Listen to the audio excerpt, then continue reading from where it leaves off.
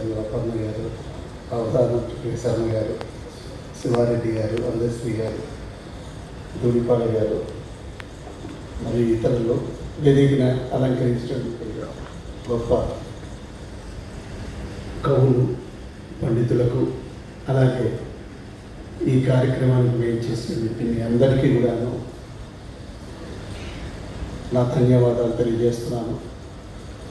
ఈ కార్యక్రమంలో ఇంత గొప్పగా నిర్వహించడానికి పాటుపడ్డ ప్రతి ఒక్కరికి, ప్రత్యక్షంగాను పరోక్షంగా పాల్గొన్న ప్రతి ఒక్కరికి కూడా నా ధన్యవాదాలు తెలియజేస్తున్నాను.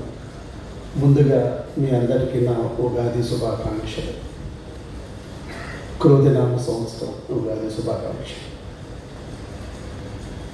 ఈరోజు యొక్క ఈ దినం, ఈ పర్వదినం యొక్క విశిష్టతను కనుక మనం ఒక్కసారి చూసినట్లయితే, కాల గమనాన్ని నదీ ప్రవాహంతో పోలుస్తారు. నదీ ప్రవాహం ఎలా ముందుకు వెళ్ళిపోతుందో, వెనక్కి తిరిగి రాదో, కాలం కూడా అలాగే ముందుకు సాగిపోతుంది. నదీ ప్రవాహంలో అనేక వాగులు, వంకలు, సెలయేర్లు ఇవన్నీ ఎలా మిళితమై ఉంటాయో, కాలంలో కూడా క్షణములు, గడియలు, దినములు ఇవన్నీ మిళితమై ఉంటాయి.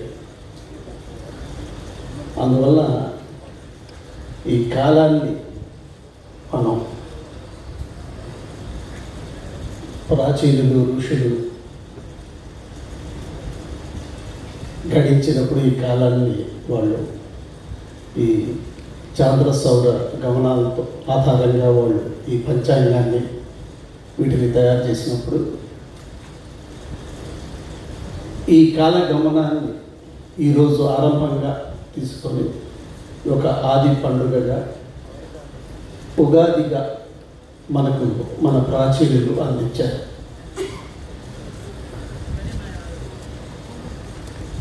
ఈ షడ్రుచుల యొక్క ఉగాది పచ్చడి ఇలా ఉన్నటువంటి విశిష్టత కూడా మీ అందరికీ తెలుసు.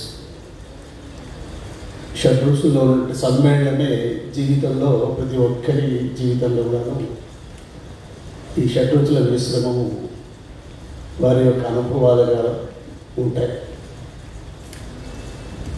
ఈ జీవన గమనానికి రాబోయే రోజుల్లో మనం ఎలా నడుచుకోవాలో ప్రారంభంగా ఈ ఉగాదిని మనం జరుపుకుంటూ ఉంటాం. బ్రహ్మదేవుడి సృష్టి కూడాను ఈ రోజు నుంచే ప్రారంభం చేశారు అని చెప్తారు. అలాగే ప్రజారాజ్యకంగా పరిపాలించినటువంటి శ్రీరామచంద్రుడు కూడా పట్టాభిషేకం ఈ రోజు జరిగిందని చెప్తారు. విక్రమార్కుడు తన సామ్రాజ్యాన్ని స్థాపించిన రోజు కూడా ఉగాది అంటారు. శాలివాహనుల సామ్రాజ్య స్థాపన కూడా ఈ రోజే జరిగిందని చెప్తారు. అట్లా ఒక మంచి శుభకార్యాలకు ఈరోజు ఆది రోజు, తొలి రోజు. అటువంటి పర్వదినంలో ఇటువంటి గొప్ప సాహితీ కార్యక్రమం, సాహితీ వసంతోత్సవాన్ని జరుపుకోవటం, కార్యనిర్వాహకులు దీన్ని చక్కగా రూపొందించి ఇటువంటి గొప్ప కవులను, సరస్వతి పుత్రులను ఇట్లా ఆహ్వానించి మా అందరికీ కూడాను ఎంతో మన జీవితాల్లో వారి యొక్క కవిత పటిమ, వారి కృషి మనల్ని ప్రభావితం చేసేటట్లుగా ఈ కార్యక్రమాన్ని రూపుదిద్దినందుకు వారందరికీ కూడా నేను ధన్యవాదాలు తెలియజేస్తున్నాను. బ్రదర్ జస్టిస్ దుర్గాప్రసాదరావు గారు ఇప్పుడే ఇక్కడ వేదికను నిర్వహించిన ప్రతి కవి గురించి కూడా చెప్పారు. నేను పూర్తిగా ఏకీభవిస్తున్నాను వారు చెప్పినట్టు. చంద్రబోస్ గారి గేయ రచన చూశారు. ఆయన సార్థక నామధేయుడు, ఆ పేరులోనే ఉంది. ఆ భారతీయ యువతని ఆ చంద్రబోస్ ఎలా ప్రభావితం ఇప్పటికీ కూడా చేస్తున్నాడో, ఆయన గేయం రూపంలో, పాట రూపంలో ఈరోజు యువతని అంత ప్రోత్సాహపరుస్తున్నాడు. అది కావాలి.